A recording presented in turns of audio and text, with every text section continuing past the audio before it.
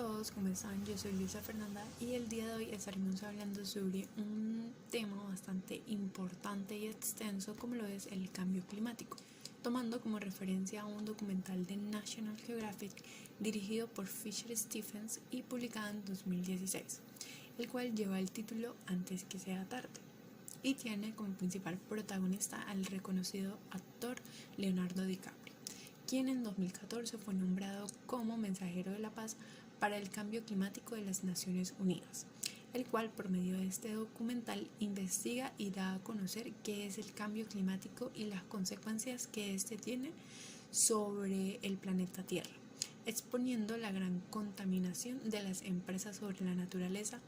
y la importancia de cuidar el ambiente,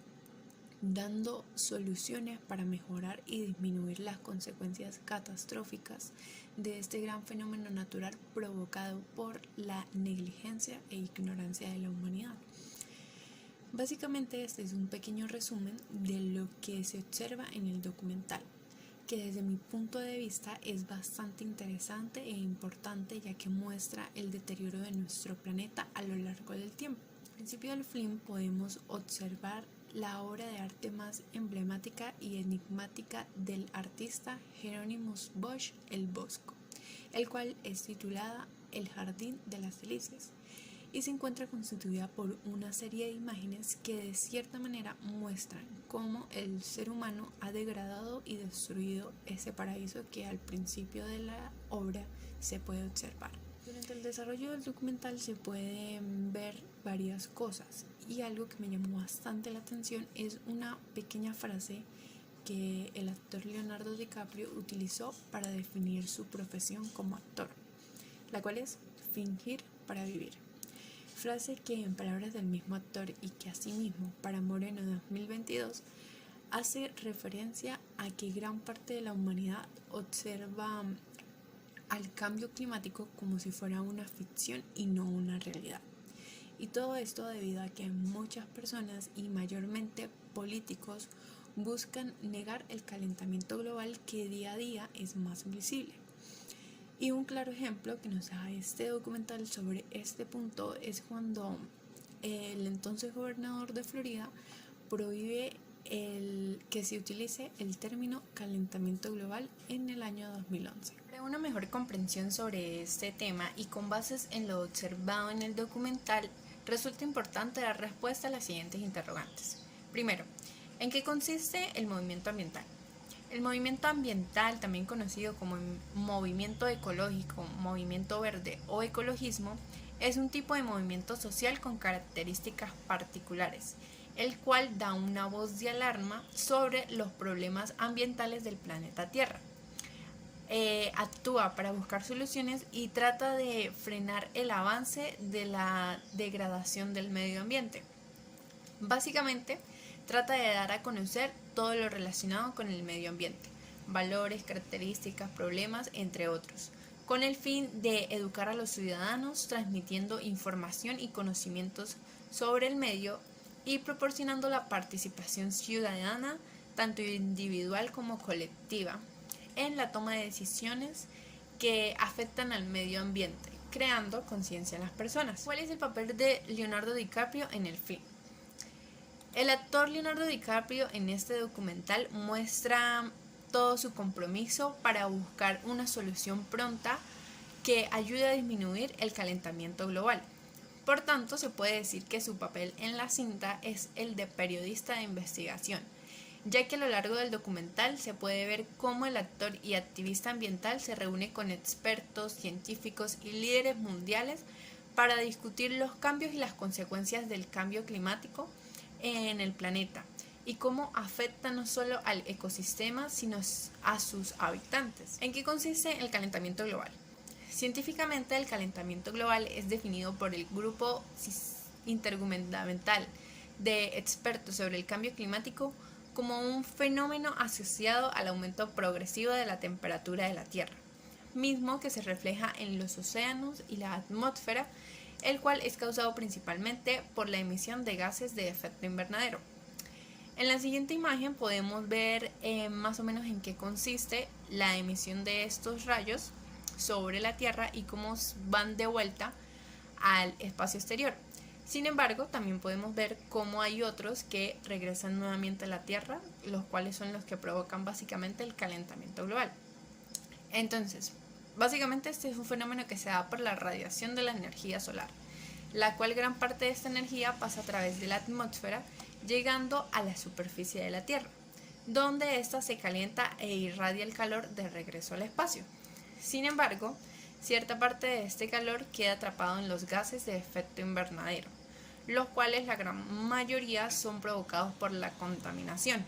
impidiendo que salgan al espacio y regresen nuevamente a la superficie, aumentando el calor en el planeta. Principales consecuencias del calentamiento global. Este aumento de calor en la Tierra tiene grandes repercusiones, las cuales afectan el clima, gran parte de la biodiversidad del planeta y al ser humano como tal. Para Avendaño, Galindo y Angulo 2012, algunas de las principales consecuencias del cambio climático son la alteración de los patrones climáticos, en donde en algunos lugares estas condiciones climáticas pueden convertirse en violentas. Cambios en los patrones de circulación atmosférica y en las corrientes del océano, aumento en la magnitud y en la frecuencia de las lluvias, inundaciones, huracanes, tornados y otros fenómenos naturales peligrosos. Los suelos se tornarían más secos y perderían nutrientes con mayor facilidad, lo que afectaría la producción de diversos alimentos. Y por último, la flora y la fauna estarían en peligro de extinción, puesto que el aumento de la temperatura y la falta de alimentos y nutrientes les impiden adaptarse a su entorno. ¿Qué políticas ambientales se mencionan? Entre algunas de las políticas ambientales que varios países y estados implementaron en aquel entonces para contrarrestar este problema del cambio climático podemos encontrar, primero, la creación de bombas alrededor de la ciudad y la elevación de caminos para evitar las inundaciones en las calles en Miami, Florida, y la política de crecimiento ecológico, que consiste en el monitoreo de grandes empresas contaminantes con la finalidad de disminuir dicha contaminación, y la utilización de energía solar y eólica en China. ¿Cuáles entes gubernamentales tienen un papel protagónico? Principalmente la ONU, así como diferentes figuras tal y como el Papa Francisco, el entonces presidente de los Estados Unidos Barack Obama, Johnson Kerry, secretario de Estados Unidos, entre otras personalidades y organizaciones destacantes que contribuyeron en dar reflexiones y una que otra solución con respecto al cambio climático. ¿Qué pasa si aumenta 1 grado centígrado en la temperatura de la Tierra? Tanto en el documental como en la siguiente infografía podemos ver los grandes cambios que tendría el planeta por el aumento de la temperatura.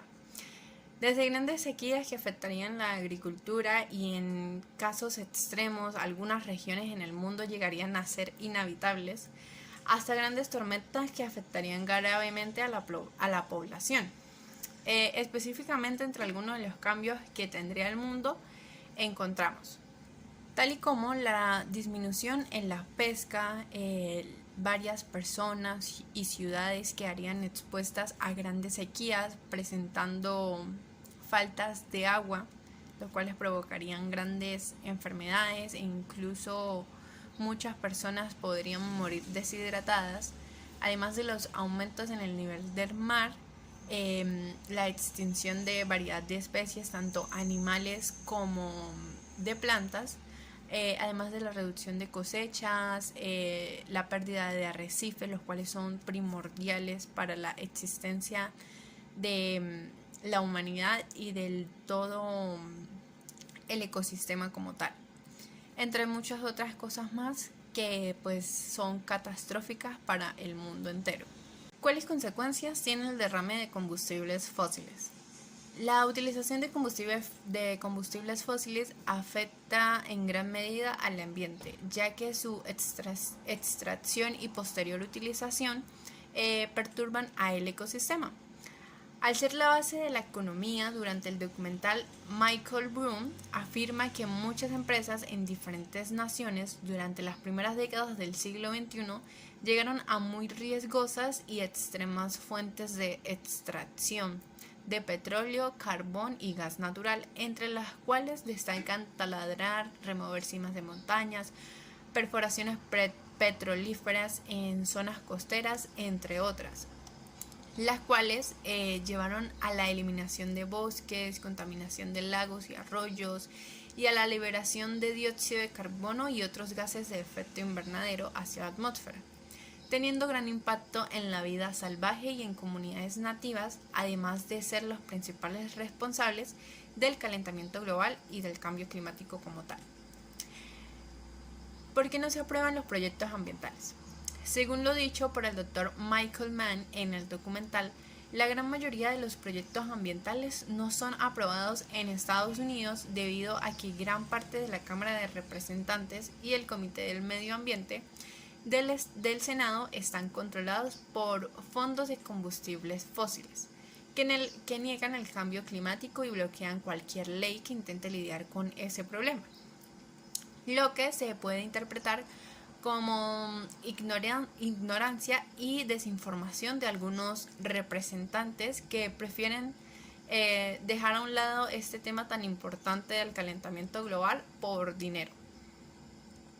Mencioné 3 especialistas del Flynn y sus teorías o puntos de vista.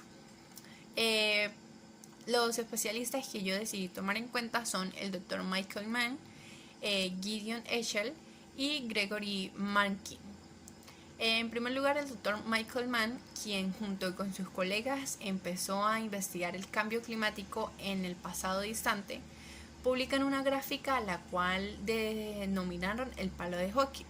que básicamente, en palabras del Dr. Michael, muestra una tendencia de enfriamiento de largo plazo que de pronto se convierte en un abrupto calentamiento que no tiene precedente, es decir, que no se sabe de dónde sale.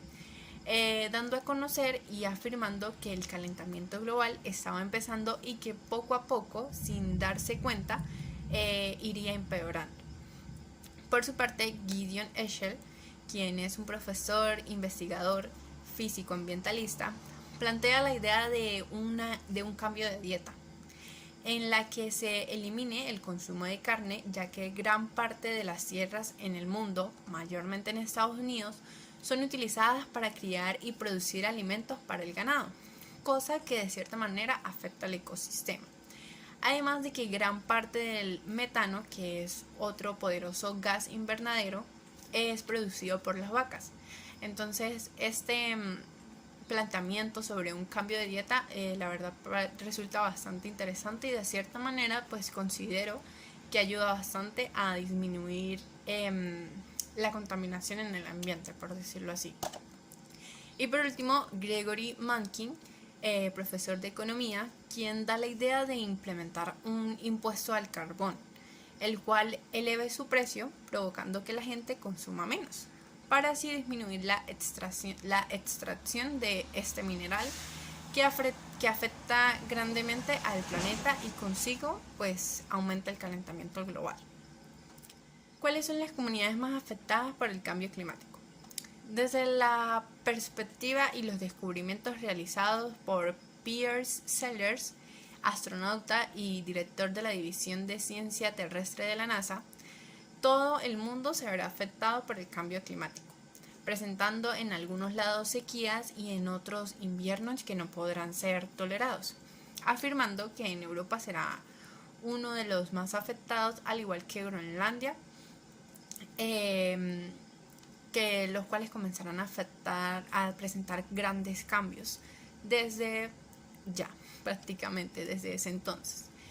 Asimismo, durante el documental se puede apreciar cómo ciertas zonas costeras están siendo afectadas por el aumento de los niveles del mar, dando a conocer las inundaciones que se presentan en Miami y el desalojo de algunas de las islas de Palaos, las cuales, según los pronósticos de los científicos, serán cubiertas por el agua en algunos años. Considero que todo el mundo en general va a estar bastante afectado por este fenómeno natural. Sin embargo, para las comunidades de las ciudades nombradas anteriormente, en especial las de las zonas costeras y demás, creo que son las que se verán más afectadas rápidamente, o sea, las que verán un cambio más rápido y más repentino. Por último, ¿cuáles son las consecuencias de la emisión de carbono a la atmósfera? La atmósfera es la envoltura de gases que rodea la Tierra, la cual contiene el aire que respiramos, protege la vida de la radiación dañina del Sol y es un elemento importante del ciclo del agua, además de que mantiene el clima en la Tierra moderado para que podamos vivir en comparación con los de otros planetas. Sin embargo, el aumento de los gases atmosféricos, entre los cuales encontramos al CO2 o dióxido de carbono o carbono, que es uno de los más producidos por la humanidad, hace que esta capa se reduzca, afectando lo anteriormente expuesto y provocando principalmente el calentamiento global, poniendo literalmente en riesgo la vida en la Tierra. Ahora, se plantearán algunos temas que son bastante influyentes en este tema del calentamiento global y de la contaminación en el ambiente como tal. En el primero encontramos la acidificación del suelo y el agua, en donde básicamente este es un fenómeno que se da por medio de la disminución de los niveles de pH, provocado principalmente por el exceso de CO2 en la atmósfera, el cual ha aumentado gravemente desde los comienzos de la revolución industrial, a causa de las quemas de combustibles fósiles utilizados para los procesos industriales, la generación de energía o el transporte, entre otras actividades humanas. Esta acidez provoca grandes problemas en el desarrollo del crecimiento de las plantas y otros organismos microbiológicos, afectando la supervivencia de las especies marinas y terrestres. Para el IO 2022, la principal solución es reducir las emisiones de CO2 a la atmósfera, que son la consecuencia directa de las actividades humanas. Para ello, procesos como la transición energética y la descarbonización son fundamentales para minimizar la emisión de gases de efecto invernadero y alcanzar la neutralidad del carbono, el cual influye grandemente en la acidificación del agua y de los suelos. Ahora, la contaminación de las aguas. Para la Organización Mundial de la Salud, OMS, el agua contaminada es aquella que sufre cambios en su composición hasta quedar inservible. Es decir, que es un agua tóxica que no se puede ni beber ni se designa actividades esenciales como la agricultura, puesto que es una fuente de transmisión de enfermedades que en casos extremos podría llegar a provocar la muerte. Entre los principales contaminantes del agua podemos encontrar bacterias, virus, parásitos, fertilizantes, pesticidas, fármacos, plásticos, desechos fecales y hasta sustancias radiactivas, las cuales gran parte de estos procesos son de actividades humanas, provocando escasez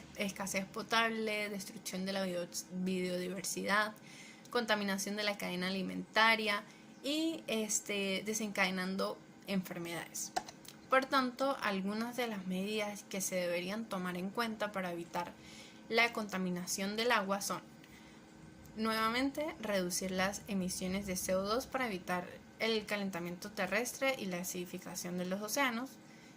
disminuir el uso de los plaguicidas, químicos y nutrientes en los cultivos agrícolas, depurar las aguas residuales de forma segura para que, además de no contaminar, puedan utilizarse, y por último, limitar el uso de plásticos para evitar que estos queden flotando en los lagos, ríos y océanos. Ahora, la contaminación de los suelos.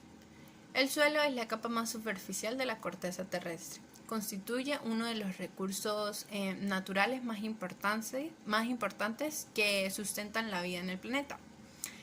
Para Bernard García Baliño y Fernández 2007, la contaminación del suelo consiste en una degradación química que provoca la pérdida parcial o total de la productividad del suelo, como consecuencia de la acumulación de sustancias tóxicas que superan el poder de amortiguación natural del suelo y que modifican negativamente sus propiedades. Esta acumulación se realiza generalmente por consecuencia de actividades nuevamente humanas, aunque también se puede producir de forma natural, cuando los procesos de edafización liberan elementos químicos contenidos en las rocas y los concentran en el suelo alcanzando niveles tóxicos. Estos mismos autores plantean una serie de técnicas para disminuir y prevenir la contaminación de los suelos, en donde algunas de estas son la técnica de contención, empleadas para prevenir o reducir significativamente la migración de contaminantes orgánicos e inorgánicos en los suelos, y las técnicas de descontaminación, que básicamente consiste en limpiar zonas contaminadas con basura, etc. Ahora, los residuos urbanos. Los residuos urbanos son generados en los domicilios particulares, comercios, oficinas y servicios, así como todos aquellos que no tengan la clasificación de peligrosos y que por su naturaleza o composición pueden asimilarse a los productos en los lugares anteriores o actividades. Algunos de los materiales que componen estos desechos son el vidrio, el papel, restos orgánicos, plástico, madera, entre otros. Este tipo de residuos son los más evidentes a nivel mundial, pues en muchas ciudades podemos ver cómo las calles y determinados lugares están repletos de basura, los cuales no solo dejan una mala imagen, sino que también son producto de diversidad de enfermedades de gran parte de la contaminación ambiental. Por tanto, una de las mejores soluciones para este problema es crear puntos de reciclaje, los cuales permiten reciclar ciertos materiales y asimismo evitan la acumulación de basura, además de utilizar la materia orgánica para hacer compost a través del compostaje, el cual puede utilizarse para abonar suelos, alimentar el ganado e incluso obtener en combustible. Los residuos industriales. Para Redes 2018, los residuos industriales son aquellos que resultan de los procesos de fabricación, transformación, utilización, consumo, limpieza o mantenimiento generados por la actividad industrial. Algunos de los residuos tienden a ser bastante tóxicos y dañinos, por tanto deben ser tratados correctamente para así evitar cualquier tragedia. Y es que gran parte de la contaminación, tanto del agua como del ambiente en general, son causados principalmente por grandes empresas e industrias, las cuales envían desechos como aceites industriales, disolventes, pinturas, pilas, envases con residuos de sustancias peligrosas, escombros, entre muchas cosas más, hacia los mares y ríos. Además de, en algunos casos,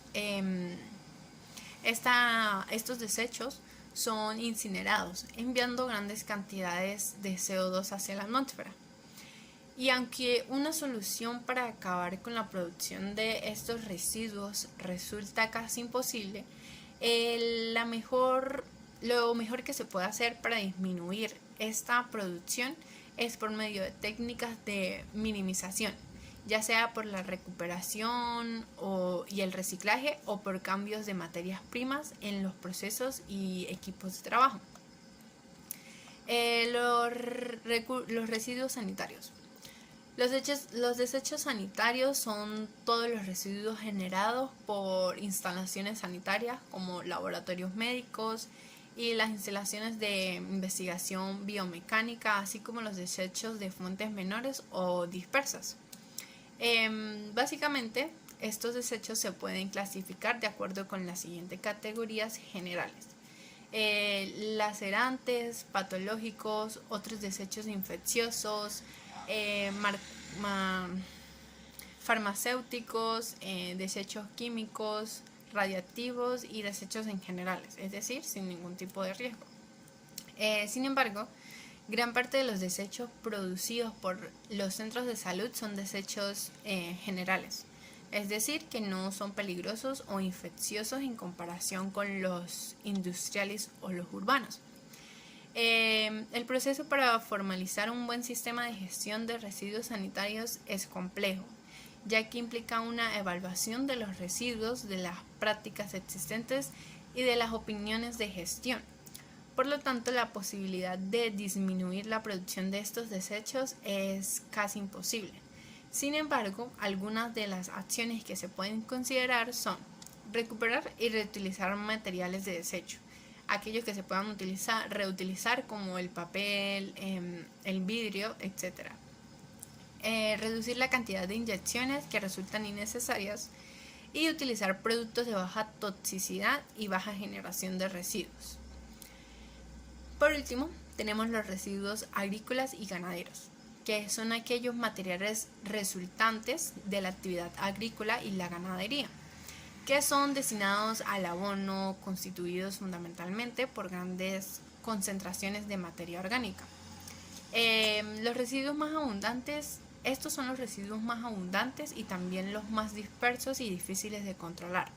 constituyendo uno de los principales focos de contaminación de las aguas subterráneas, superficiales y los suelos. Para Rodríguez 2002, algunas de las estrategias que se pueden tomar en cuenta para disminuir la producción de residuos agrícolas y ganaderos son utilizar racionalmente los insumos y recursos que utilizan los sistemas agrarios y ganaderos, conservar el suelo como recurso básico, es decir, tratar de brindarle los nutrientes necesarios y disminuir aquellos que no son tan necesarios y que producen contaminación, además de usar el agua de forma eficiente, reciclar desechos orgánicos, agrarios y ganaderos y optimizar el uso de la energía.